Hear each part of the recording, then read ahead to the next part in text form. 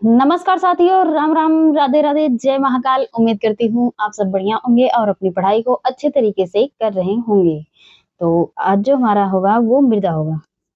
मृदा को हम लोग देख रहे होंगे, ठीक है। तो इसमें थोड़ा बहुत बचा है क्वेश्चन, ठीक है।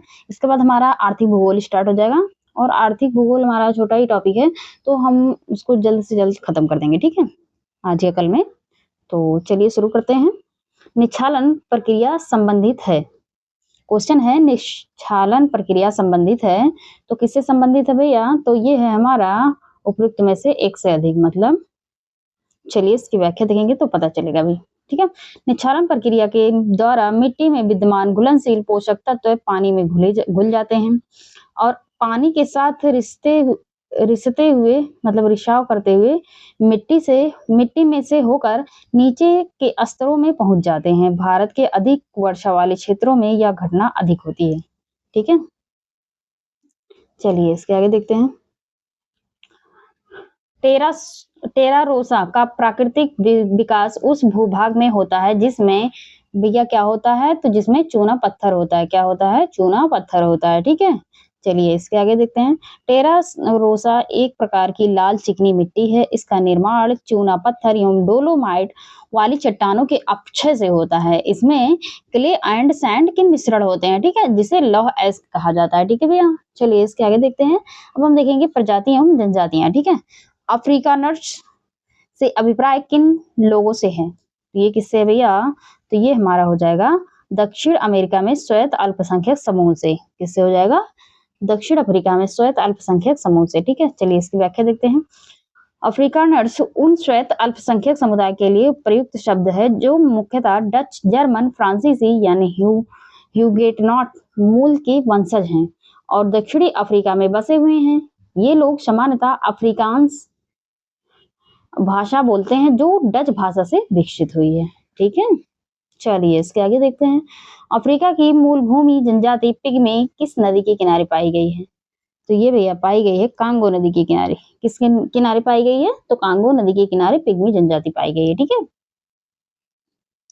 पिग्मी जनजाति विषुवत-रेखीय अफ्रीका के कांगो बेसिन के वर्षा वनों में रहने वाली जनजाति है। यह शिकारी जनजाति है। पिग्मी जनजाति का निवास भूमि पर बनाई गई पड़ोसियों में होता है जिन्हें मंगलू कहा जाता है। क्या कहा जाता है भैया? मंगलू कहा जाता है, ठीक है। पिग्मी निवासी हैं। पिग्मी निवासी हैं तो कहाँ के हैं भैया? तो ये अफ्रीका के हैं। कहाँ के हैं भैया? अफ्रीका के हैं, ठीक है। चलिए इसकी उपयुक्त व्याख्या दी गई है तो आप लोग देख लीजिएगा उसे। एस्किमो निवासी है। कहाँ के निवासी है एस्किमो भैया? तो ये भैया कनाडा के निवासी हैं। कहाँ के हैं? कनाडा के निवासी हैं, ठीक है। चलिए इसके आगे देखते हैं।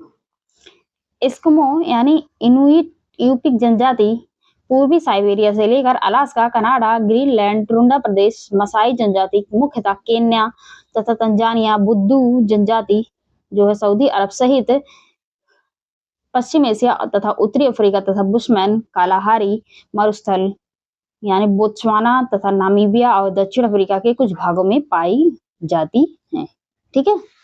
चलिए इसके आगे देखते हैं। निम्नलिखित आदिवासी समुदायों में से कौन सा निग्रिटो प्रजाति का है? तो कौन सा भैया? तो वो है भैया हमारा सेमांग। कौन सा है? सेमांग है, ठीक है। कौन सा है? सेमांग। चलिए इसके आगे इसकी व्याख्या। निग्रिटो प्रजाति सबसे प्राचीन प्रजातियों की श्रेणी में आती है। भारत में इस प्रजाति की कुछ जनजातियां जो हैं दक्षिण भारत में निवास करती हैं। अंडमान और निकोबार द्वीप समूह की ग्रेट अंडमानी ओंगे सेटिनलीज इस प्रजाति में शामिल हैं, ठीक है। चलिए इसके आगे देखते हैं। निम्नलिखित में से कौन सा जोड़ा बेमेल है, मतलब सही नहीं है, ठीक है। तो मसाई जो है मध्य पूर्वी अफ्रीका में, सकाई जो है मलेशिया में रहते हैं, बोडाइन जो है अरबी प्रायद्वीप में, करगिस जो है मध्य एशिया में। उपयुक्त में से कोई नहीं, उपयुक्त में से एक से अधिक। तो इसमें से ऑप्शन ही हमारा सही हो जाता है, ठीक है। चलिए इसकी व्याख्या को देखते हैं। मसाई जनजाति जो है, मसाई जनजाति के लोग पूर्वी अफ्रीका के केन्या तथा तंजानिया पठारी प्रदेशों में रहते हैं। सकाई मलय प्रायद्वीप यानी मलेशिया में, इंडोनेशिया में पाए जाते हैं। किर्गिज जो है खिर्गिज मध्य एशिया में पाए जाते हैं। बोडाइन जो है बुद्धू जनजाति अरब प्रायद्वीपीय तथा अरब मरुस्थलीय क्षेत्र में पाए जाते हैं। ठीक है। चीन, मंगोलिया एवं जापान में निम्नलिखित मानव प्रजातियों में से कौन निवासरत है? कौन है भैया? तो वो मंगोलायड है। कौन है? मंगोलायड है। ठीक है। इसके आगे इसकी व्याख्या। चीन, मंगोलिया एवं जापान में मूलतः मंगोलायड प्रजाति के लोग पाए जाते हैं। ऑस्ट्रेलायड प्रजाति मेलानेशिया और ऑस्ट्रेलिया की मूल निवासी हैं। निग्रो प्रजाति अफ्रीका महाद्वीप में मूल निवासी हैं। नॉर्डिक एवं नॉर्डिक प्रजाति उत्तर पश्चिमी एवं उत्तरी यूरोप में Iceland, Netherlands, Belgium, Germany, Poland एवं पश्चिमी रूस आदि देशों में मूल निवासी हैं। ठीक है। चलिए इसके आगे देखते हैं। अब भाषाएं हैं। एस्पेरांटो। एस्पेरांटो क्या है? तो कहाँ की भाषा है भैया? तो ये है भैया विश्व भाषा के रूप में कार्य करने के लिए बनाई गई एक कृत्रिम भाषा है। ठीक है। कैसी भाषा है ये? एक प्रकार की कृत्रिम भाषा है। ठीक है। चलिए इसकी व्याख्या देख लेते हैं। अंतरराष्ट्रीय संपर्क हेतु सहायक भाषा के रूप में एस्पेरांटो भाषा का विकास एल ज़ोमेनहॉक ने किया है। किसने? एल ज़ोमेनहॉक ने इस भाषा का विकास किया है। ठीक है। आर्थिक में स्विट्जरलैंड में बोली जाने वाली प्रधान भाषाएं हैं। तो कौन सी हैं भैया? तो वो हैं जर्मन, फ्रेंच और इटालियन। कौन सी? जर्मन, फ्रेंच और इटालियन। ठीक है। स्विट्जरलैंड में 4 आधिकारिक राष्ट्रीय भाषा जर्मन, फ्रेंच, रोमांस और इटालियन। ठीक है। अब हमारा भैया यहाँ जो है विश्व का भूगोल खत्म होता है। ठीक है। विश्व का भूगोल दी एंड होता है। अब जो हमारा स्टार्ट होगा, अब जो हम लोग क्या स्टार्ट करने जा रहे हैं? आर्थिक भूगोल। ठीक है। तो आर्थिक भूगोल थोड़ा छोटा है, तो हो सकता है आज ही खत्म हो जाए या फिर कल। ठीक है। तो चलिए देखते हैं। पहले आर्थिक भूगोल में हम कृषि एवं पशुपालन को देखेंगे। किसे? कृषि एवं पशुपालन को। लडांग संदर्भित है। किससे संदर्भित है? तो ये भैया हो जाता है स्थानांतरित कृषि से। किससे? स्थानांतरित कृषि से। इसका व्याख्या देखते हैं। भौतिक एवं मानव भूगोल में लडांग शब्द प्राय मलेशिया, इंडोनेशिया तथा समानता दक्षिण पूर्वी एशिया के कुछ अन्य देशों में प्रचलित स्थानांतरित कृषि के लिए प्रयुक्त स्थानीय नाम है। ठीक है। वह देश जो विश्व में रेशम का सबसे बड़ा उत्पादक है, तो वो है भैया चीन। कौन सा है? चीन है। ठीक है। FAO के वर्ष 2023 के आंकड़ों के अनुसार कच्चे रेशम उत्पादन में भारत का विश्व में दूसरा स्थान है। कौन सा स्थान है? कच्चे रेशम के उत्पादन में भारत का कौन सा स्थान है? तो दूसरा स्थान है। ठीक है। विश्व में कच्चा रेशम का सबसे बड़ा उत्पादक देश कौन सा है? तो वो है चीन। कौन सा भैया? चीन है। ठीक है। चीन, इसे याद रखिएगा। चलिए इसके आगे देखते हैं। निम्नलिखित में से कौन से देश का सबसे अधिक केसर उत्पादन करता है? तो भैया ईरान है। ईरान केसर का उत्पादन करता है सबसे अधिक। ठीक है। FAO के आंकड़ों के अनुसार ईरान विश्व का सर्वाधिक केसर उत्पादन करने वाला देश है। भारत में जम्मू कश्मीर में सर्वाधिक केसर उत्पन्न होता है। भारत में सबसे ज्यादा कहाँ होता है? तो वो जम्मू कश्मीर में होता है। ठीक है। निम्नलिखित देशों में से कौन सा 2020 में गेहूं का सबसे बड़ा उत्पादक था? तो वो था भैया चीन। 2020 में पूछा है, ना कि 2023-26 में। ठीक है। 2020 में गेहूं का सबसे बड़ा उत्पादक चीन था। इसके बाद क्रमशः भारत, रूस, संयुक्त राज्य अमेरिका एवं कनाडा का स्थान था। वर्ष 2023 में चीन गेहूं के उत्पादन में शीर्ष पर है। इसके बाद भारत में रूस, संयुक्त राज्य अमेरिका और ऑस्ट्रेलिया स्थान है। ठीक है। विश्व के आधे से अधिक कहवा का उत्पादन होता है। कहाँ होता है? तो वो ब्राजील में होता है। कहाँ होता है भैया? तो ब्राजील में होता है। ठीक है। तो ऑप्शन में ब्राजील तो दिया नहीं गया है। ब्राजील में, हाँ दिया तो है, दिया है भैया। तो ऑप्शन ए इसमें से सही हो जाएगा कि ब्राजील में सबसे ज्यादा कॉफी उत्पादन होता है। ठीक है। ऑप्शन ए हमारा सही हो जाएगा। ठीक है भैया, ऑप्शन ए। चलिए, दिया गया प्रश्न त्रुटिपूर्ण है। ब्राजील में विश्व में कॉफी का सबसे बड़ा उत्पादक देश है। वर्ष 2025 में वैश्विक कॉफी उत्पादन में ब्राजील की हिस्सेदारी 32% थी, जबकि वैश्विक कॉफी निर्यात में इसकी हिस्सेदारी लगभग 28% थी। एफएओ द्वारा जारी 2023 के आंकड़ों के अनुसार विश्व के 5 शीर्ष कॉफी ग्रीन उत्पादक देश इस प्रकार पहले ब्राजील है, फिर वियतनाम है, फिर इंडोनेशिया, फिर कोलंबिया, फिर इथोपिया। ठीक है, अब हम देखेंगे खनिज एवं कोयला। क्या है खनिज एवं कोयला? तो इसमें पहला क्वेश्चन है, कोयले का सामान्य प्रकार है। कोयले का सामान्य प्रकार क्या है? तो बिटुमिनस।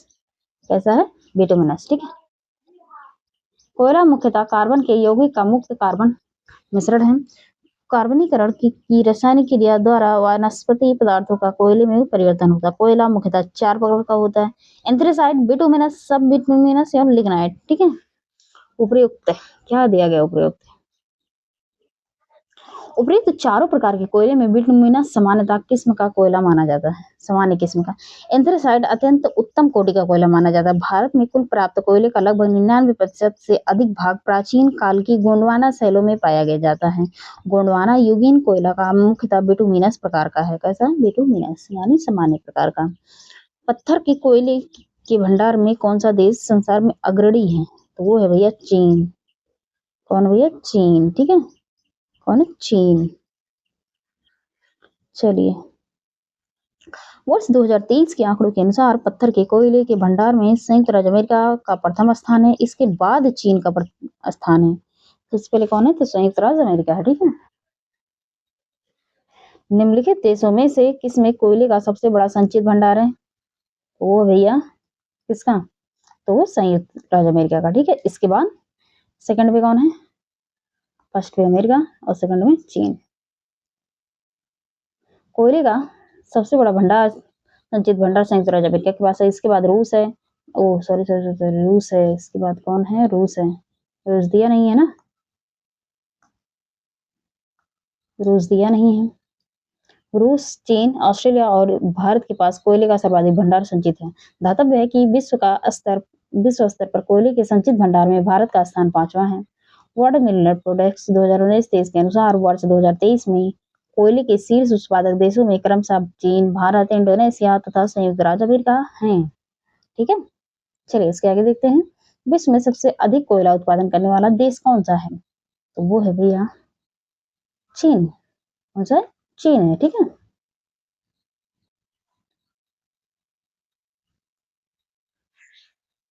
निम्नलिखित में से कौन सा एक जर्मनी का कोयला नहीं है? कौन सा नहीं है?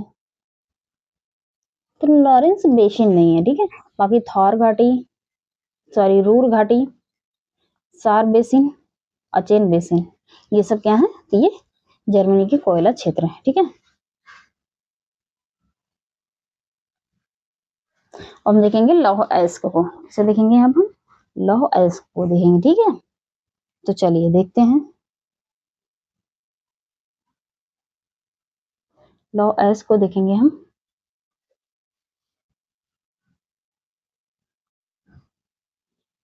चलिए देखते हैं लौह अयस्क। अब हम क्या देखेंगे? लौह अयस्क। ठीक है, लौह अयस्क का क्रीवारोग नामक विश्व प्रसिद्ध भंडार स्थल किस देश में स्थित है? तो वो है भैया यूक्रेन में। कहाँ पे है? यूक्रेन में। ठीक है, जिसको ध्यान में रखिएगा कि कहाँ है भैया? यूक्रेन में। लौह अयस्क जो है, लौह अयस्क का क्रीवारोग नामक विश्व प्रसिद्ध भंडार क्षेत्र यूक्रेन में स्थित है। यह क्षेत्र लौह अयस्क की खोज 18वीं शताब्दी में हुई थी। ठीक है, निम्नलिखित में से कौन सा लोहे का अयस्क है? तो ये है भैया लिमोनाइट। कौन है? लिमोनाइट है। कौन सा? लिमोनाइट अयस्क है। इसका जो है रासायनिक सूत्र जो होता है FeOH ठीक है, मैग्नेटाइट, हेमेटाइट, सेडेराइट आदि लोहे के अन्य प्रमुख अयस्क हैं। अन्य विकल्पों में सिनेबार मरकरी यानी पारे का अयस्क है, जबकि बॉक्साइड एल्युमिनियम का अयस्क है, पाइराइड या आयरन पाइराइड। रासायनिक सूत्र FeS2 भी लौह होता है, परंतु इस सल्फाइड खनिज का वाणिज्यिक उपयोग जो है मुख्यतः सल्फर डाइऑक्साइड और सल्फ्यूरिक अम्ल के निर्माण में होता है, अतः लौह अयस्क के रूप में सामान्यतः इसका उपयोग नहीं किया जाता। ठीक है, संयुक्त राज्य अमेरिका का रस्ट बाउल निम्नलिखित में से किस देश से संबंधित है? तो वो है भैया उपरोक्त में से कोई नहीं, या उपरोक्त में से एक से अधिक। ठीक है, चलिए देखते हैं।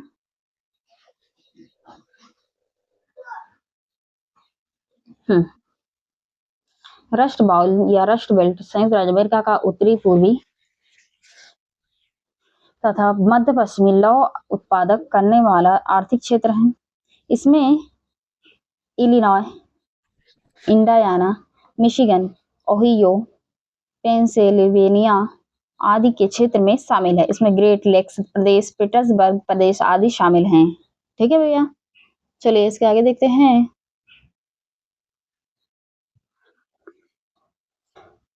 ब्राजील में मिनास गेरस प्रांत में निम्नलिखित में से कौन सा खनिज मिलता है? ब्राजील में कौन सा मिलता है? तो भैया तो लौह अयस्क मिलता है। कौन सा मिलता है? लौह अयस्क मिलता है। ठीक है, चलिए इसके आगे देखते हैं।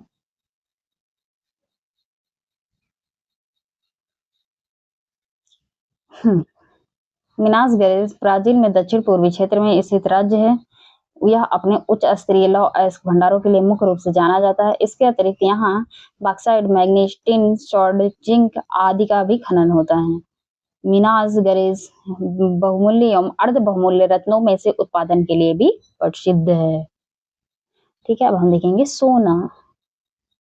निम्नलिखित देश में से किन देश में 2019 में सालाना सबसे अधिक सोना उत्पादन हुआ टन में? ओ भैया कौन था? चीन। कौन है? चीन है। ठीक है,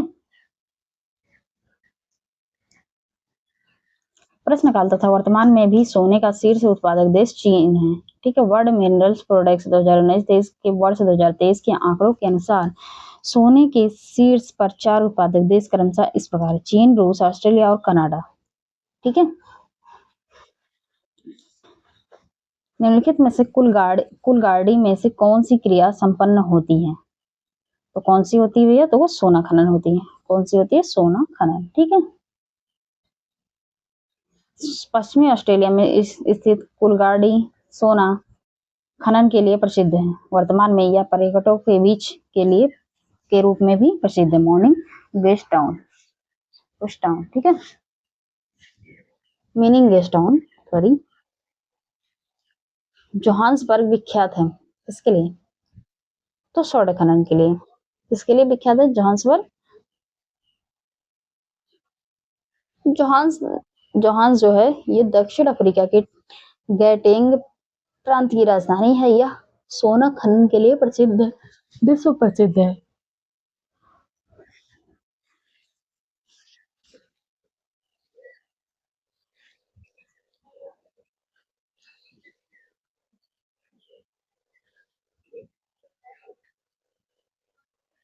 इसमें अभिकथन है। ए, घाना जो है तट पर सोने के समृद्ध प्लेशर जमाव पाए जाते हैं और ब्राजील में सोने की सिराएं पाई जाती हैं। कारण है किसी समय में यह महाद्वीप अटलांटिक तट के साथ एक साथ संयुक्त थे। सही उत्तर चुनिए। क्या है? सही उत्तर चुनिए। तो इसमें से ऑप्शन बी हमारा सही हो जाता है कि ए आर दोनों सही है। आर जो है ए की सही व्याख्या नहीं करता है, लेकिन ठीक है, यह सही व्याख्या नहीं करता है। ओहो, sorry sorry sorry sorry sorry sorry, option A सही है, वाई मिस्टेक हो गया। ठीक है, option A, or A or दोनों सही है। आर जो है ए की सही व्याख्या करता है। ठीक भैया, अब हम देखेंगे एल्युमिनियम को। विश्व में एल्युमिनियम का सबसे बड़ा उत्पादक है, तो वो है भैया भारत। कौन सा है? भारत है। ठीक है, चलिए। प्रश्नकाल के दौरान विकल्प देशों में भारत एल्युमिनियम का शीर्ष उत्पादक देश था। वर्ल्ड मिनरल्स प्रोडक्ट्स 2019-23 के आंकड़ों के अनुसार वर्ष 2023 में एल्युमिनियम उत्पादन करने वाले विश्व के शीर्ष 5 देश इस प्रकार है। पहला चीन, उसके बाद रूस, फिर भारत, फिर कनाडा, फिर यूएई। ठीक है, और हम देखेंगे टिन। टिन मिलता है कहाँ? तो वो मिलता है इन सभी में, मतलब मिलता है भैया प्लेसर निक्षेपों में, कायांतरित शैलों में, अल्पशिलिक अग्नेय शैलों में। ठीक है, तीनों में मिलता है। इसके बाद हम देखेंगे पेट्रोलियम। इसे पेट्रोलियम को, ठीक है। संयुक्त राज्य अमेरिका के अतिरिक्त विश्व के निम्नलिखित देशों में से कौन सा एक सबसे बड़ा कच्चा तेल उत्पादक है? तो है भैया रूस। कौन सा है? रूस है, ठीक है। वर्ल्ड मिलियन प्रोडक्ट्स 2019-23 के अनुसार वर्ष 2023 में यूएसए के बाद क्रमशः रूस, सऊदी अरब कच्चे तेल के सबसे बड़े उत्पादक हैं, ठीक है। तेल के कोष सबसे ज्यादा किस देश में है? सबसे ज्यादा किस देश में है? तो वो है वेनेजुएला में। कहाँ है? वेनेजुएला में, ठीक है। कहाँ भैया? तो वेनेजुएला में। चलिए इसके आगे देखते हैं। 59वीं ओपेक्स वार्षिक सांख्यिकी बुलेटिन 2024 के अनुसार वर्ष 2023 में कच्चे तेल के सबसे बड़े प्रमाणित भंडार वेनेजुएला 3,03,008 मिलियन बैरल में है। वेनेजुएला में विश्व का लगभग 19.31% कच्चे तेल का भंडार है, ठीक है। सबसे अधिक तेल निर्यात कौन करता है? तो करता भैया सऊदी अरब। कौन करता है? सऊदी अरब करता है, ठीक है। चलिए इसके आगे देखते हैं।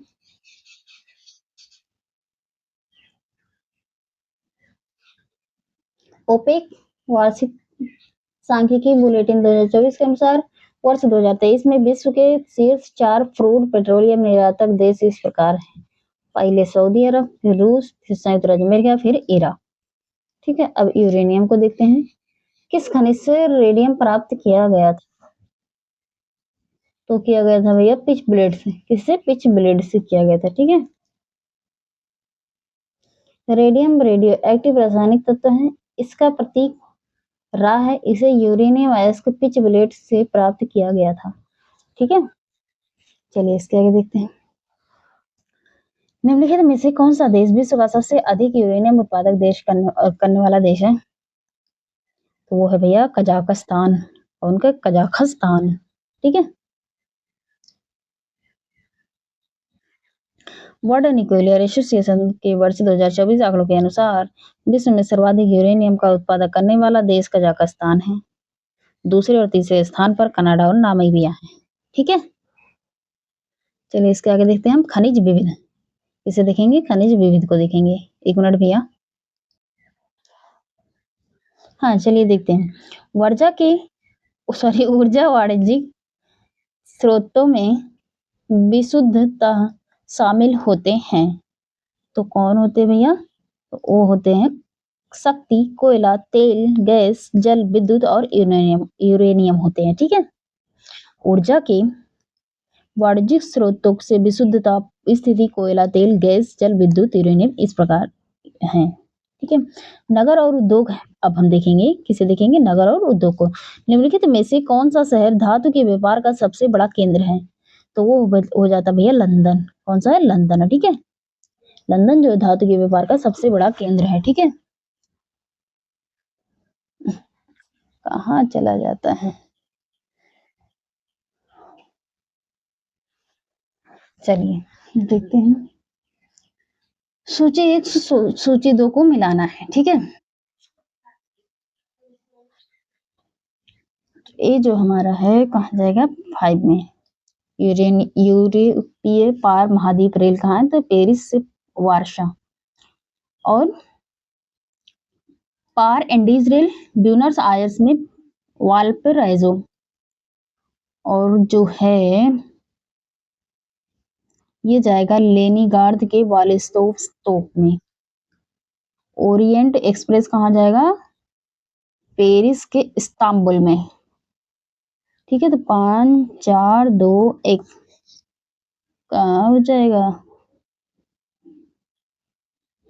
तो ये हो जाएगा ऑप्शन ए हमारा सही हो जाएगा, ऑप्शन ए, ठीक है। तो वही नीचे भी मिला के दिया गया है। चलिए इसके आगे देख लेते हैं। नीचे ही नहीं आता। हाँ ठीक है।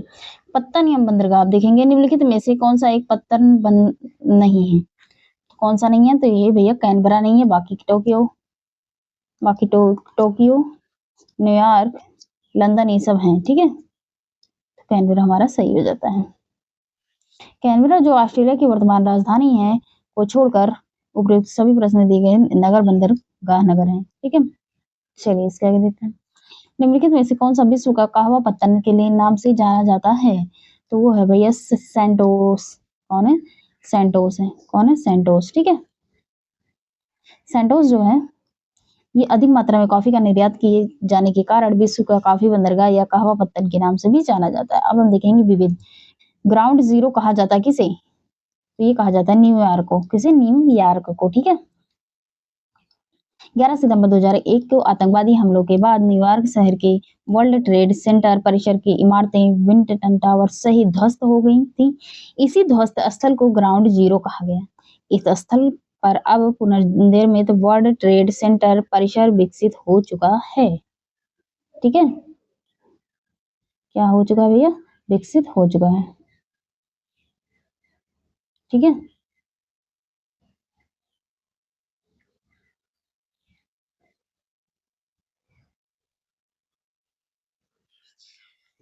अब हमें मिलाना है सूची 1 सूची 2 से, ठीक है।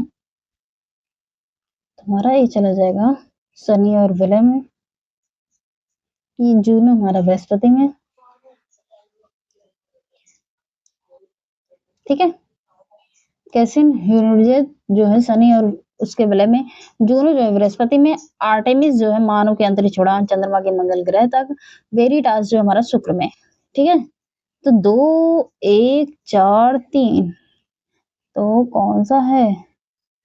ऑप्शन बी ही हमारा सही है, ठीक है। कौन सा? बी। चलिए इसके आगे देखते हैं।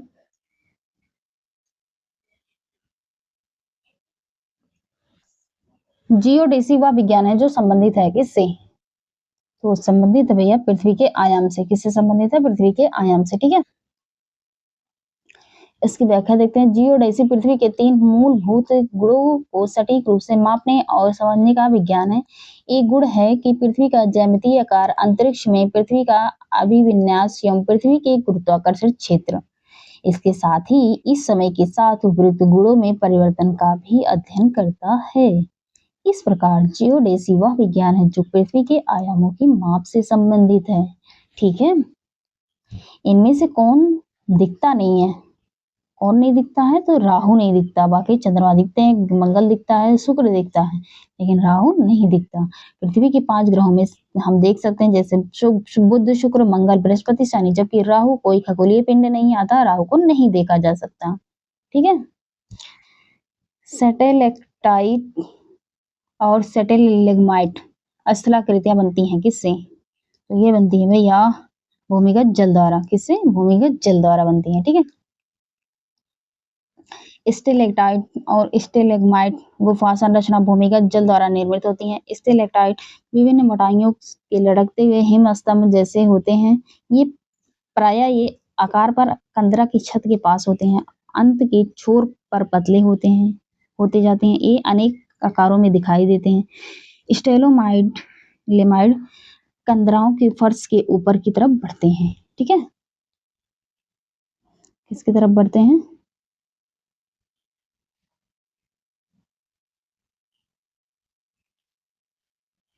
चलिए इसके आगे देखते हैं। वास्तव में स्टेलेग्माइट कंदराओं की छत के धरातल पर टपकने वाले चूना मिश्रित जल से बनते हैं या स्टेलेक्टाइट के नीचे ठीक नीचे पतले पाइप की आकृति में बनते हैं, ठीक है। चलिए इसके आगे देखते हैं।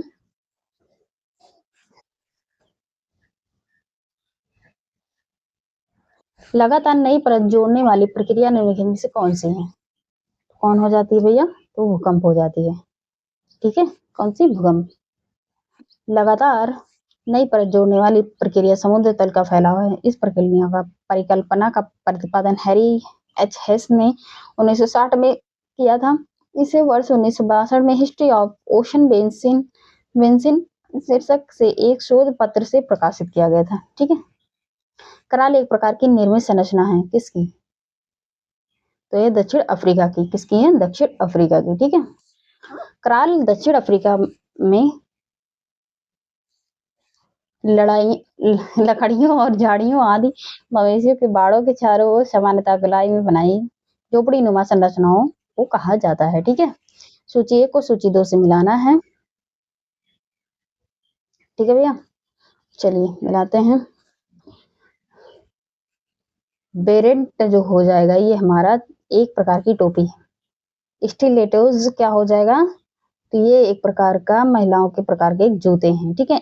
एविएटर्स क्या हो जाएगा, तो एक प्रकार की धूप का चश्मा है।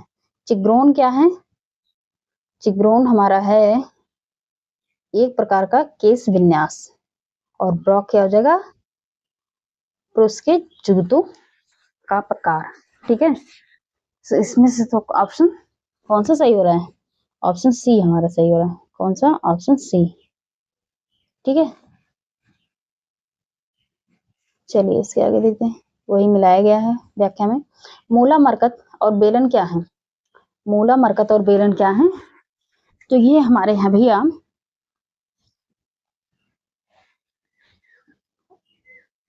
तो ये हमारे क्या हैं,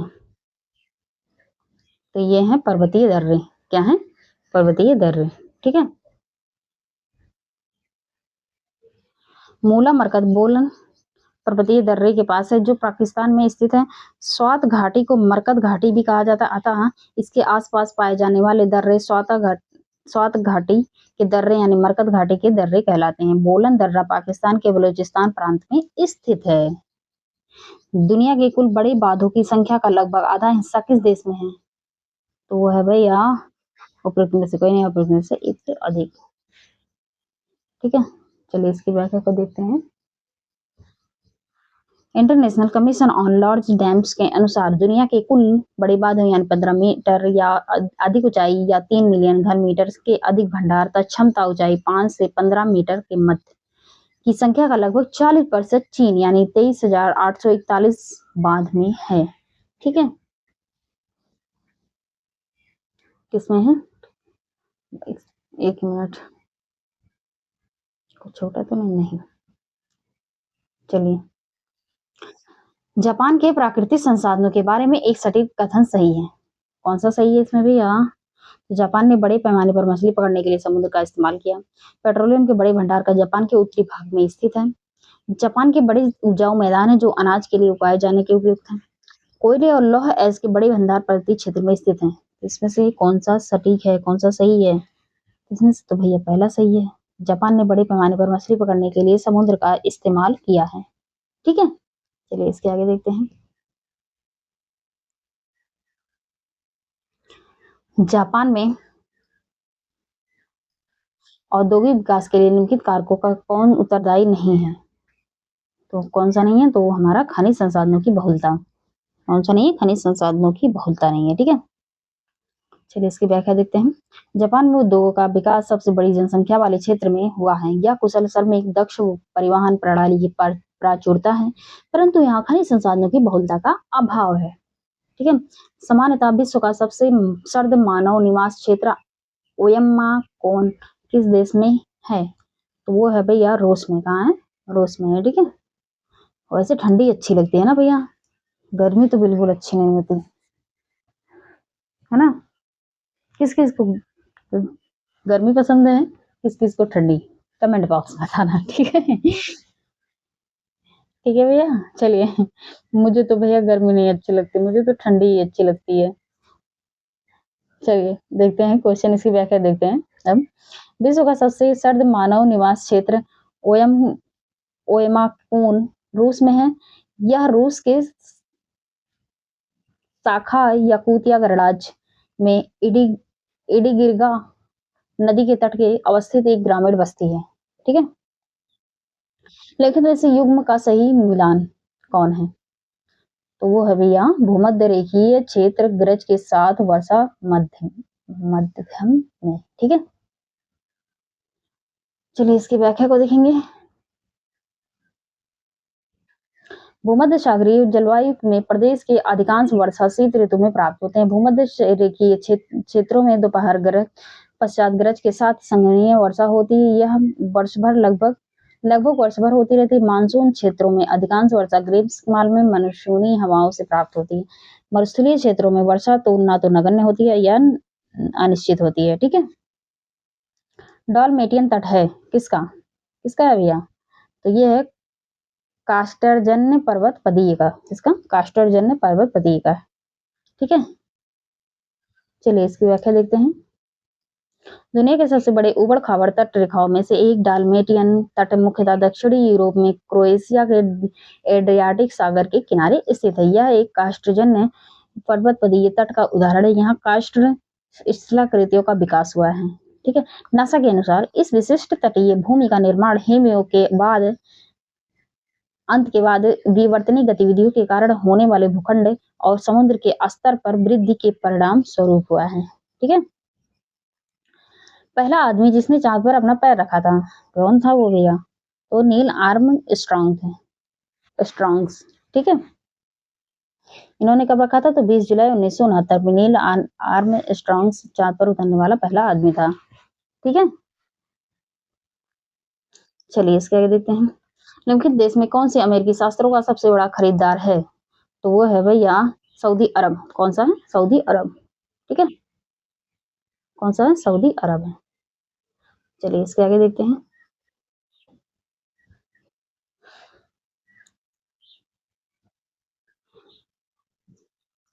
सिप्री एयरबुक के अनुसार 2025 के अनुसार 2020-24 के मध्य विश्व के 3 बड़े हथियार निर्यातक देश संयुक्त राज्य अमेरिका, फ्रांस और रूस हैं, जबकि 3 बड़े आयातक देश यूक्रेन और भारत और कतर हैं। ठीक है,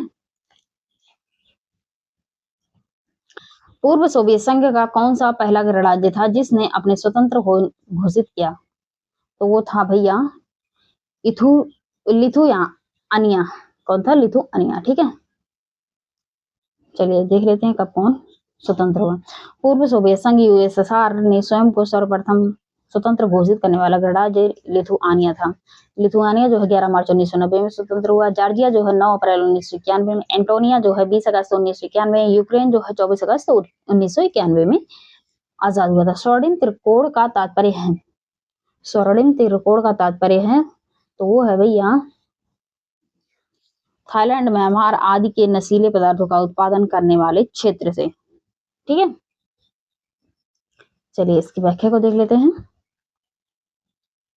स्वर्णिम त्रिकोण दक्षिण पूर्वी एशिया का एक पर्वतीय क्षेत्र है जहां थाईलैंड, लाओस, म्यांमार की सीमाएं मेकांग तथा रुआक नदियों के संगम के पास मिलती हैं। मादक पदार्थों के गिरोह और अफीम की अवैध खेती और व्यापार से लंबे समय तक जुड़े इस क्षेत्र को स्वर्णिम त्रिकोण यानी गोल्डन ट्रायंगल के नाम से 1971 में अमेरिकी विदेश उप सचिव मार्शल ग्रीन ने दिया था। किसने दिया था? उप सचिव मार्शल ग्रीन ने दिया था।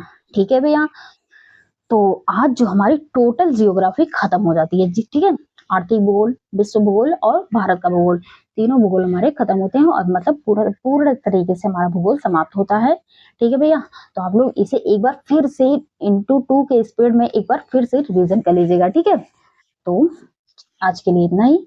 अब आगे जो हमारा होगा वो हम दूसरे सब्जेक्ट को देख रहे होंगे। ठीक है, तो आज के लिए इतना ही। Thank you so much.